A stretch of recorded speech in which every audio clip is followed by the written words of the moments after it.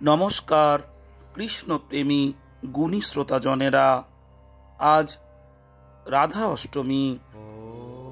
আপনাদের সবাইকে শুভেচ্ছা জানাই। শ্রীমতী রাধা রানীর পুজো অর্চনার মধ্য দিয়ে আজ দিন যাপন করুন। আজ এই সুন্দর সন্ধিক্ষণে আপনাদের একটি ভক্তিমূলক গল্প শোনাব, তা আপনারা স্থির চিত্তে শ্রবণ করুন। কোনো এক নগরে একজন খুব ধনী লোক বাস করতেন।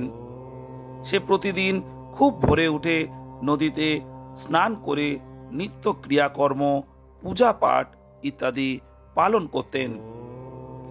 একদিন এক সাধু মহাপুরুষ ঘুরতে ঘুরতে ওই নদীর ঘাটে এসে বসেছিলেন।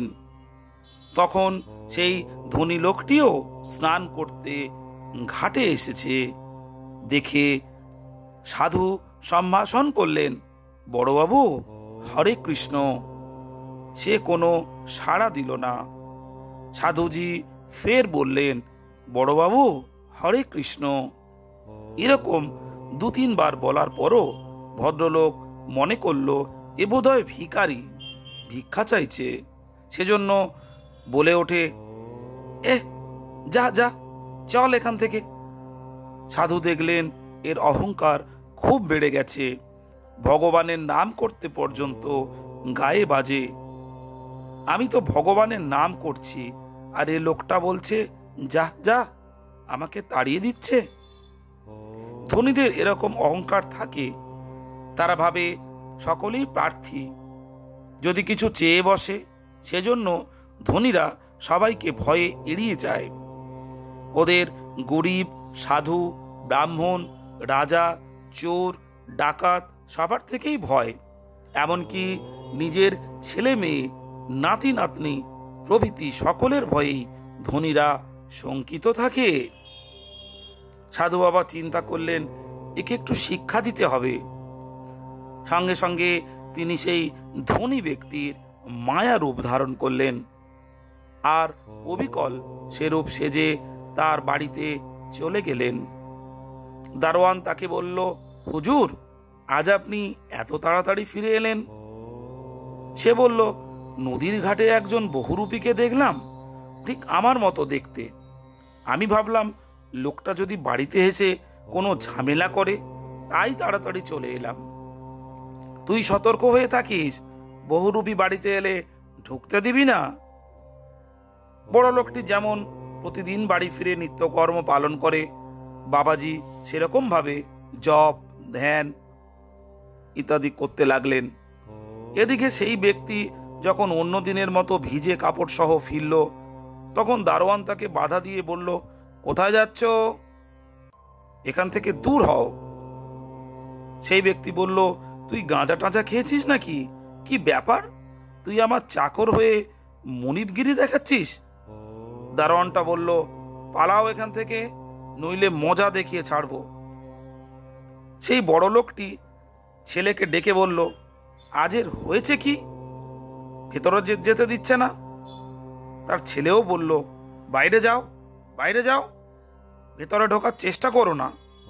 ভদ্রলোক দেখলো মহা মুশকিল, কেউ তাকে বাড়ির ভেতরে যেতে দিচ্ছে না। বেচারা খানিক এধার ওধার ঘোরাঘুরি করে ভাবল, না, অন্য কোথাও না গিয়ে সোজা রাজার কাছে যাওয়া যাক। অতঃপর সে রাজার কাছে উপস্থিত হলো। ওই ব্যক্তি রাজদরবারে একজন বেশ মান্যগণ্য ব্যক্তি হিসাবে পরিচিত।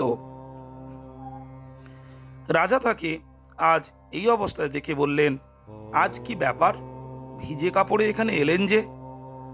সেই ব্যক্তিটি তখন বলল, আর কি মহারাজ,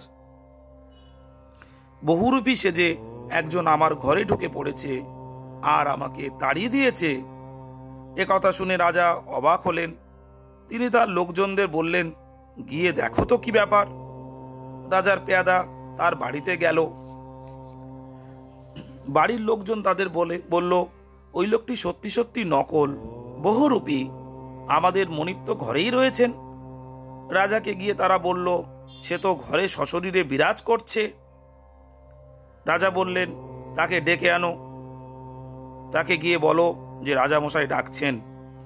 খবর দিতেই বড়লোক বেশি সাধু পুরুষ তখন 4 ঘোড়ার গাড়িতে চেপে সাজ পোশাক পরে যেমন আগে ওই ব্যক্তি দরবারে আসতো সেইভাবে রাজার কাছে হাজির হলেন এবং বললেন, অন্নদাতা, অধমকে কেন ডেকে পাঠিয়েছেন?